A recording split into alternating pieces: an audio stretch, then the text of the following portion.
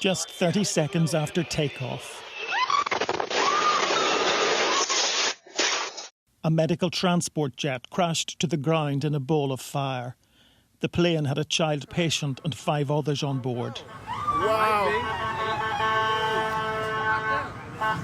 2 plane crashes in the U.S. just days apart. Yeah. It's the kind of news that makes you stop and think. Right. 1 minute, life is going on as usual, and the next, tragedy strikes. It's true. We're diving deep today into 2 separate events that, while very different, have shaken the aviation world and left many wondering about the state of air travel. It's certainly a time for reflection and analysis. Yeah. Understanding what happened in each of these crashes is crucial not just for closure for the families of the victims, Right. but also for preventing similar events in the future. Exactly. So let's unpack this. I think, First, yeah. we have the mid-air collision over Washington, D.C., Right. a commercial jet and a Black Hawk helicopter, Yeah. resulting in 67 fatalities. Tragic. Then, in Philadelphia, a medical transport plane went down shortly after takeoff, claiming 7 lives, including a person on the ground. Wow. It's a lot to process. It is. And while it's important to acknowledge the human toll, the lives lost, and the families forever changed, For sure. we also need to look at these events from an analytical perspective. Okay, so let's start with that chilling mid-air collision in D.C. Yeah. I was reading about American Airlines Flight 5342. Okay. It was a Bombardier CRJ-700, Right. a regional jet, Mm-hmm. coming into Reagan National Airport from Wichita, Kansas. Okay.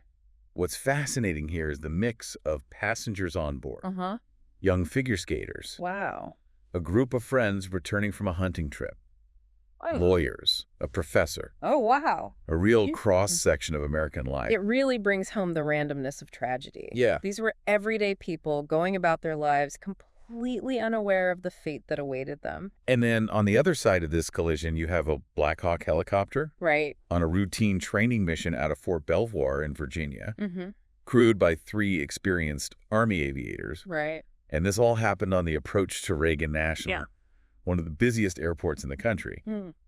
known for its challenging airspace. It's right in the heart of D.C., Uh-huh. surrounded by restricted zones. Yeah. And pilots have to navigate a very specific and complex flight path. It is a very complex airspace. I've even heard pilots describe having near-miss experiences there.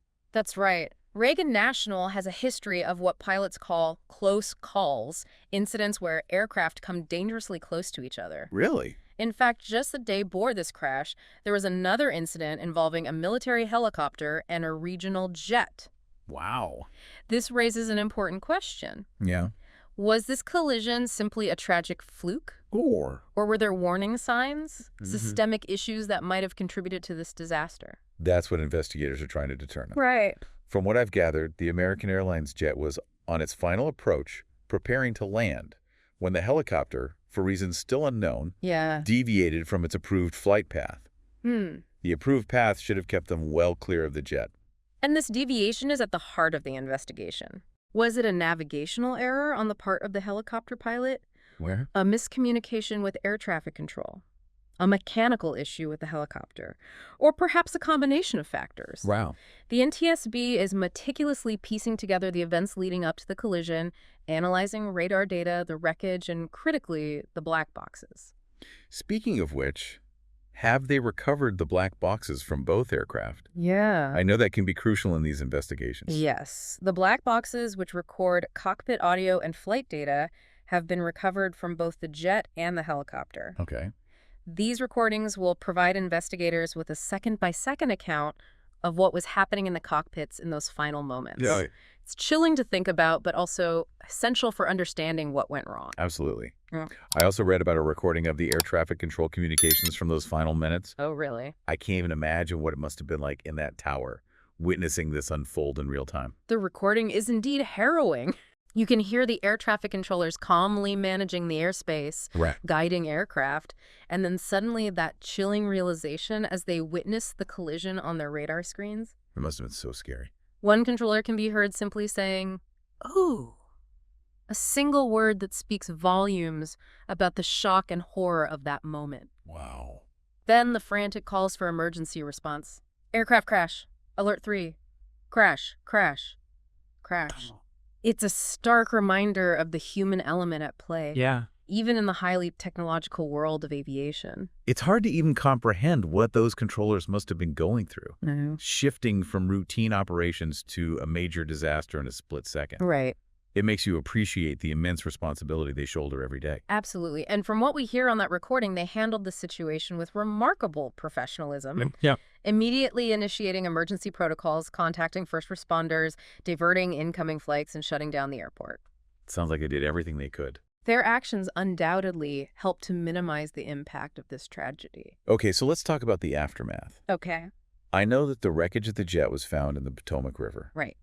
and that the recovery operation has been incredibly challenging. Yes, the wreckage of the jet ended up in fairly shallow water, which aided in the initial stages of the recovery. Right. But the emotional toll, of course, is immeasurable. Yeah. Sadly, there were no survivors. Right. As of our recording, the remains of 41 of the 67 victims have been recovered. That's good, at least. It's a long and painstaking process, and our thoughts are with the families as they endure this agonizing...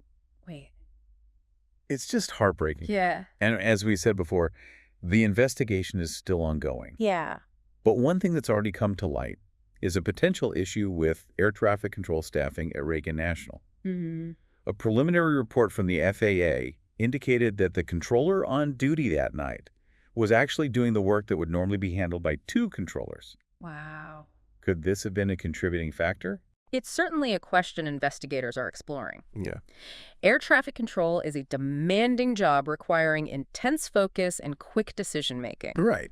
Adding to the controller's workload could potentially increase the risk of errors or oversights. For sure. However, it's too early to say definitively whether this played a role in the collision. Okay.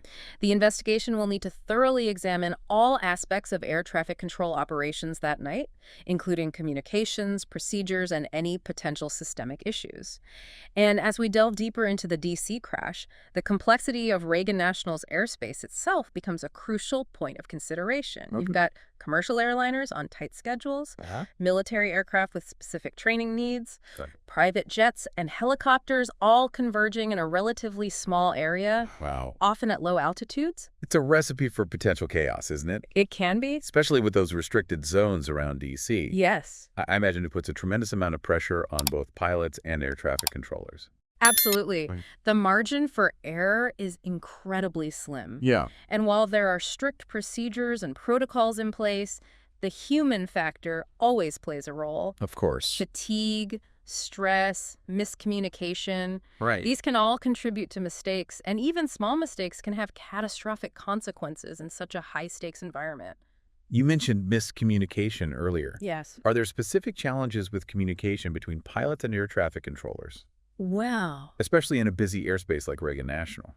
One challenge is simply the volume of communication. Yep. With so many aircraft operating in close proximity, the radio frequencies can become very congested. I can imagine. Add to that the stress of a complex approach Uh-huh. or an unexpected situation. Right. And it's easy to see how messages could be misinterpreted Yeah. or delivered with insufficient clarity. So it's not just about having enough controllers, Right. but also about ensuring they have the tools and support to communicate effectively. Exactly. And there are technological advancements that can help. Like what? For instance, Datacom, Okay. which is part of the FAA's Next-Gen Modernization Program, allows for text-based communication between pilots and controllers. Interesting. This can be helpful in situations where voice communication is difficult or unreliable, Right. or when complex instructions need to be conveyed precisely. Next gen. I've heard that term thrown around a lot. It's a big program. Can you break it down for us? Sure. What is it, and how is it supposed to improve aviation safety? Next-Gen is essentially a massive overhaul of the U.S. air traffic control system. Okay. It's about moving from a radar-based system to one that relies more on GPS and satellite technology. This allows for more precise tracking of aircraft, Right. more efficient routing, Okay. and ultimately a reduction in the risk of collisions. Okay, so it's like upgrading from an old flip phone to a smartphone. Exactly. More features, more accuracy, Right. and hopefully fewer dropped calls, so to speak. That's a good analogy. And one of the key components of Next Gen is something called ADS-B. EDSB. which stands for Automatic Dependent Surveillance Broadcast. Okay. Essentially, aircraft equipped with ADS-B transmit their precise location, altitude, and other data to ground stations and other aircraft in the vicinity. So instead of relying solely on radar, which can have limitations, Yeah, especially in areas with complex terrain or a lot of air traffic, right. ADS-B provides a much more complete and real-time picture of what's happening in the airspace. Exactly. And here's where it gets really interesting. Okay. If both the jet and the helicopter in the DC crash had been equipped with ADS-B, Hmm. the pilots would have received visual and audible alerts about their proximity to each other, Oh, wow. potentially giving them precious seconds to take evasive action. Wow, that's a game changer. Mm. So is ADS-B mandatory for all aircraft? It's becoming mandatory in phases. Okay. For most airspace in the U.S., the deadline for ADS-B compliance was January 1st, 2020. Okay. However, Yeah. there are some exceptions. Right. And it's possible that one or both of the aircraft involved in this crash were not yet equipped with ADS-B. So even with these technological advancements, there are still gaps, Yeah. still potential vulnerabilities in the system. There always will be. Technology is only part of the solution. See. We also have to address the human element. Of course. And one of the biggest human factors in aviation is fatigue. We touched on that briefly earlier. Can you expand on the issue of pilot fatigue? Sure. How big of a problem is it, and what's being done to address it? Pilot fatigue is a serious concern. Right. And it's not just about long flights or jet lag. Sure. The irregular schedules, overnight flights, and early morning starts that are common in the aviation industry can disrupt sleep patterns I see. and lead to chronic sleep deprivation. And as we all know, even a small amount of sleep loss can impair our judgment, Yes. reaction time, and Yeah. decision-making abilities. Exactly. And for pilots, those impairments can have dire consequences. Oh. Studies have shown that fatigued pilots are more likely to make errors. Yeah. And those errors can contribute to accidents. So what can be done about it? Well, Are there regulations in place to limit pilot flight time and ensure they get adequate rest? yes, the FAA has regulations governing flight time limitations and rest requirements for pilots. Okay. These regulations are based on scientific research and are designed to minimize the risk of fatigue-related errors. But are those regulations always followed? That's a good question. And are they sufficient to address the complexity of fatigue? That's where it gets tricky. Yeah. The regulations themselves are quite complex with different limits depending on the time of day, the number of flights in a row, and other factors.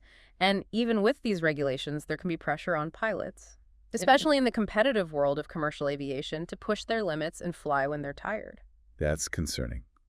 So it sounds like enforcement and a culture of safety are just as important as the regulations themselves. Absolutely. Right. And in addition to regulations, there are other strategies for managing fatigue, Okay. such as fatigue risk management systems, FRMS. Hmm. These systems involve educating pilots about fatigue, Right. monitoring their sleep patterns, and providing them with tools and strategies to mitigate the effects of fatigue. So it's about a multifaceted approach, Exactly. combining regulations, technology, and a proactive approach to fatigue management. Precisely. And while we've been focusing on the DC crash, Yeah. these same issues, Right. the complexity of airspace, Huh? the limitations of communication, Okay. the ever-present risk of human error, Mm-hmm. are relevant to the other crash we're discussing today, Right, the yeah. medical transport plane that went down in Philadelphia. That's a good point. Oh, Let's shift gears now and take a closer look at that tragedy. yeah. What makes this crash particularly heartbreaking is that it involved a young child patient and her mother, Yes. both Mexican nationals, Yeah. who were returning home after the child received life-saving treatment at Shriners Children's Hospital in Philadelphia. It really underscores the fragility of life Yeah. and the unexpected ways in which tragedy can strike. It's true. This young girl had fought a life-threatening illness, Right. received treatment that gave her a second chance, and was on her way home to celebrate her recovery with her family. Oh. The hospital staff even threw a party for her before her departure. And then, just minutes after takeoff, their journey ended in disaster. It's almost too much to bear. So what do we know about the crash itself? It wasn't a mid-air collision like the DC crash. No. What caused this plane to go down so suddenly? That's the question investigators are grappling with. Right. The aircraft involved was a Learjet 55, Okay. operated by Jet Rescue Air Ambulance. It seems the plane took off normally from Northeast Philadelphia Airport, Uh-huh. climbed to about 1,500 feet, made a couple of turns, Right. and then without warning began a rapid and uncontrolled descent. Were there any distress calls? Not that we know of. Any indication from the pilots that something was wrong? None that we know of. The descent was so rapid Right. and the impact so sudden Yeah. that it seems there was no time for the pilots to react or communicate a problem. And the crash site. Yes. Where did the plane come down? Tragically, it came down in a residential neighborhood just a few miles from the airport. Oh. The impact was devastating. Right The on. plane hit several buildings and vehicles, Wow. causing multiple fires. One person in a car on the ground was killed, Oh, wow. and 19 others were injured. I can only imagine the chaos and terror in that neighborhood. I know. A plane falling from the sky. It's a scene out of a nightmare. It's a stark reminder that aviation accidents don't just affect those on board the aircraft. Right. They can have a devastating impact on people on the ground as well. So where does the investigation stand now? Where? What are the key areas of focus? The NTSB is looking into everything. Okay. Mechanical failure, pilot error, Okay. weather conditions, Hmm. air traffic control communications, and the maintenance records of the aircraft. And you mentioned earlier that they recovered the black boxes from the DC crash. Yes. What about this crash? They did recover the flight data recorder, which will provide crucial information about the plane's altitude, Right. speed, and other parameters in those final moments. Okay. However, as of our recording, the cockpit voice recorder has not yet been located. And that's the one that would give investigators insight into what was happening in the cockpit, Exactly. the pilot's conversations, Right. any alarms or warnings, and their reactions to the situation. Exactly. The CVR, as it's called, Uh-huh. could be the key to unlocking the mystery of why this plane went down so suddenly. So until they find that CVR, Yeah. it's going to be difficult to say definitively what caused this crash. It will be a challenge, however, even without the CVR. Yeah. The NTSB will be able to glean a great deal of information from the flight data recorder, the wreckage itself, and other evidence. And hopefully they'll be able to piece together a clearer picture of what happened and why. We've spent a lot of time dissecting the technical and human factors involved in these crashes. Right. But we'd be remiss if we didn't address the political fallout. Uh-huh. These kinds of events inevitably spark debate about accountability and regulation. That's right. Anytime you have a major transportation accident, especially one with significant loss of life, Right. there's going to be intense scrutiny on the regulatory bodies involved. And in this case, the spotlight is firmly on the Federal Aviation Administration, The FAA. the FAA. So let's talk about the FAA. Hmm. What are the specific criticisms being leveled at them in the wake of these crashes? Some of the criticisms are directly related to the DC crash. Okay. For example, the air traffic control staffing shortage at Reagan National has become a major point of contention. Yeah. The fact that the controller on duty was handling 2 jobs at the time of the collision raises serious questions about whether the FAA is adequately addressing staffing needs across the country. It does seem like a recipe for potential overload and error, Right. especially in such a demanding and high-pressure environment. Exactly. And beyond the staffing issue, there are broader concerns about the FAA's overall approach to safety oversight. Some critics are arguing that the agency needs to be more proactive in identifying and mitigating potential risks Okay. rather than simply reacting to accidents after they occur. So it's not just about having enough controllers, Right. but also about ensuring those controllers have the resources, Yes. training and support they need to do their jobs effectively and maintain the highest levels of safety. Precisely. And it's about fostering a culture of safety within the FAA itself. Right. A culture that prioritizes proactive risk management and continuous improvement. That makes sense. Yeah. And then there's the perennial debate about the relationship between the FAA and the airline industry. Yes. It seems like there's always a tension there, Oh. a balance between regulation and industry needs. That tension is inherent in the FAA's dual mandate. On the one hand, they're tasked with ensuring safety and enforcing regulations. On the other hand, they're also responsible for promoting aviation and supporting the growth of the industry. Right. It's a delicate balancing act. And these crashes have brought that balancing act into sharp focus. They have? Some critics are arguing that the FAA has become too cozy with the airlines, perhaps prioritizing industry interests over safety concerns. It's a valid concern, and it's something that Congress and the NTSB will likely be scrutinizing as part of their investigations. Right. They'll be looking for any evidence of regulatory capture, Okay. situations where the industry has undue influence over the regulators. So given all of this scrutiny and debate, What are some of the potential outcomes? Yeah. Are there specific changes that might be implemented to address these concerns? It's still early, but several possibilities are being discussed. Okay. One obvious area for improvement is funding. Right. The FAA needs adequate resources to attract and retain qualified air traffic controllers, invest in new technologies, and enhance its safety oversight capabilities. Yeah. So increased funding is likely to be a key part of any reform efforts. That makes sense. You can't expect an agency to perform at its best without adequate funding and support. Exactly. And beyond funding, there could be a push for more stringent safety regulations, Okay. particularly in areas like pilot training, Right. fatigue management, and aircraft maintenance. Uh-huh. There might also be calls for greater transparency and accountability within the FAA, Okay. perhaps through independent audits or more robust reporting mechanisms. And then there's the possibility of more fundamental structural changes to the FAA itself. Right. I've heard some people advocate for separating the safety oversight function from the promotional function, Yeah. potentially creating two separate agencies. That's a more radical proposal, but it's gaining some traction. The idea is that by separating these functions, you would eliminate any potential conflicts of interest Right. and ensure that safety is the paramount concern. It's a fascinating debate and one that will likely continue for some time as we grapple with the aftermath of these tragedies. It is. But ultimately, the goal is to learn from these events and make air travel as safe as possible for everyone. Yeah. Passengers, Right. crew members, and those on the ground. Absolutely.